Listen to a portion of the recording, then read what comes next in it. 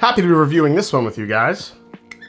This is America's first dark Pumpernickel Rye whiskey, and it's made right here in my hometown of Columbus, Ohio. Again, I got called out for not doing a solo full review on this one, and it might be one of the most unique rye whiskeys on the shelf. Let's learn more about Middle West Spirits, what to expect from this dark Pumpernickel Rye today. It's What's on the Shelf Wednesday.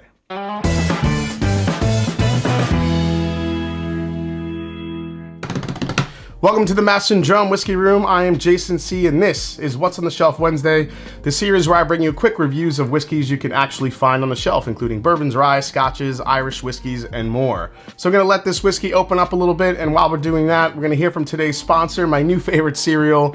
It is Magic Spoon. Today's sponsor is Magic Spoon. Now, I have made it a point to get into better shape with some exercise, to eat less carbs, and of course, less sugar. And for me, Magic Spoon is the perfect high-protein cereal that not only fits all I need, but can still take me back to my childhood with all of these delicious flavors. Now, when you're trying to lose weight, sugar is a big deal. And without all the sugar, Magic Spoon is really the perfect cereal to have either in the morning before I work out or to fuel up back after I work out. It's also a great tasting snack when you need something sweet. Magic Spoon also has these high-protein cereal bars that are great for when I'm on the go. They are delicious, have about 10 grams of protein, and I just love to have those in my back pocket in case I'm craving something sweet, but also need something high protein without all the sugar. Now, Magic Spoon cereals have 0 grams of sugar, about 13 to 14 grams of protein, and about 4 to 5 net grams of carbs for each serving. Now, each serving is around 140 calories. They're also keto-friendly, gluten-free, grain-free, and soy-free. For me, cutting down on carbs and sugar while still feeling like you're eating something flavorful, I think is what Magic Spoon does so well. Now, my new favorite flavor, I think, is blueberry muffin. Now, I've talked about the peanut butter and the cocoa combination, which I think is also, but this blueberry muffin, I think is my new go-to. It really does taste like a blueberry muffin, and I'm here for it. So Magic Spoon is so confident in their product that it's packed with a 100% happiness guarantee. So if you don't like it for any reason, they'll just refund your money, no questions asked. So it's time to order your own box of deliciousness.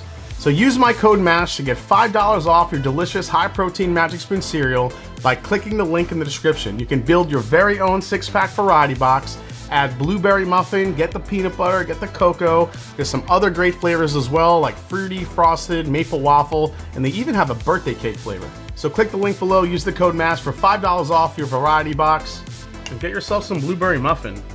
I'm telling you, this stuff is so good. Go get some now. So founded in 2008, Middle West Spirits was focused on using the distinctive flavors of the Ohio River Valley by going all in as a grain-to-glass producer. They have been at the forefront of craft distilleries and a leader in the movement for more than a decade. Middle West Spirits produces about 15 of its own branded products, including Middle West Bourbon, Pumpernickel Rye, and their wheat whiskey. They make a couple different gins. They also have a bourbon cream for around the holidays. And right now you can find Middle West stuff, I think, in about 43 different states. On top of that, Middle West Spirits is building a brand new facility that will make it the largest distillery in Ohio. The new 75,000 square foot distillery and bottling plant on a 14-acre site will increase their production tenfold. This means higher age statements and more creative possibilities in the near future. Pretty exciting stuff. Now, they make a lot of good whiskey, but this one right here, their dark Pumpernickel Rye, is the one that I think really made Middle West a point of interest for a lot of bourbon and whiskey enthusiasts. Now, the mash bill here is 80% Pumpernickel Rye, 10% corn, 5% wheat, and 5% malted barley, making it a unique 4-grain mash bill. It's aged at least 4 years. It's bottled at 96 proof. It's aged in toasted and charred American white oak with a price point of about $44. So a little bit more about pumpernickel bread. I was doing some research. A lot of folks equate it to rye, and they, how they may seem pretty similar. They both are dark brown. They both come from Germany, where rye bread was stumbled upon after a crop failure, and pumpernickel was actually named after the bread's after effects. So for that reason, pumpernickel comes from the German words that translate roughly to the devil's fart. You learn something new every day. So pumpernickel is a type of rye bread with sour and sweet flavors, which can be an interesting flavor combo for whiskey. So, all right, let's dive in.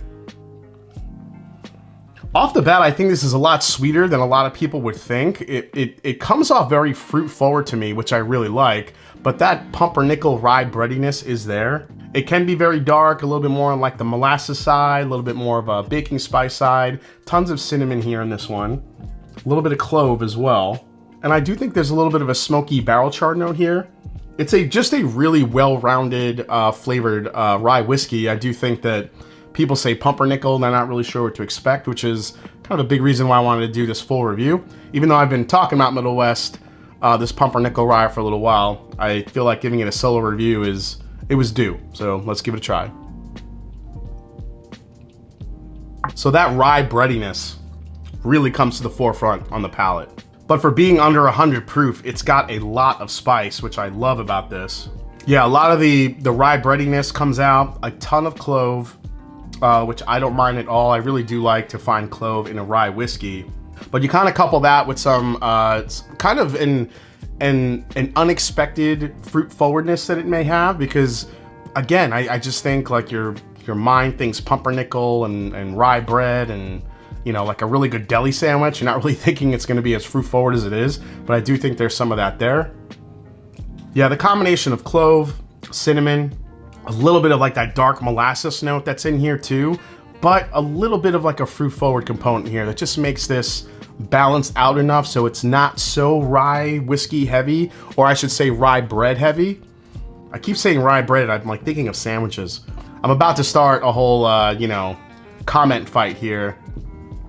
But, you know, what's the best sandwich? What do you guys think? What's your best sandwich?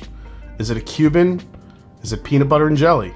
Is it a meatball hero? Like, what is your favorite? My favorite sandwich of all time is Manhattan, Katz's Deli, pastrami and corned beef combo with a cream soda. That's like that is my favorite sandwich of all time. Terrible for you. And I'm glad I still don't work near there where I used to get sandwiches all the time there, which was bad. But oh my God, that place that's my favorite sandwich of all time. Probably a Cuban would be a near second.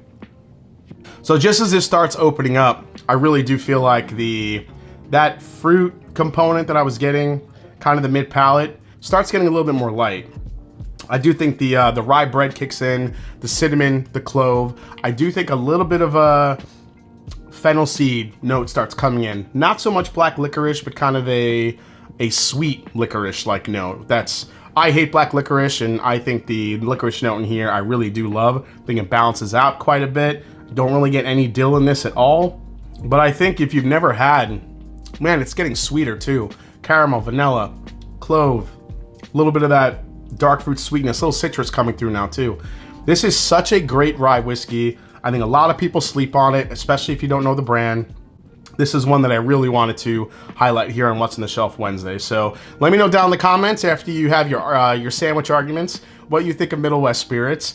And hope you enjoyed the video. If you did, hit the subscribe button below. Please hit the like button. And if you haven't yet, follow me on Instagram. Let me know if you guys have had this one yet, what you think about Middle West Dark Pumpernickel Rye. If it's something that kind of sparked your interest in them or wasn't really your thing. Always love hearing from you. And as I always say, it's not about the whiskey, it's the people you share it with. Cheers, and I'll see you next time right here on The Mash and Drum. Cheers.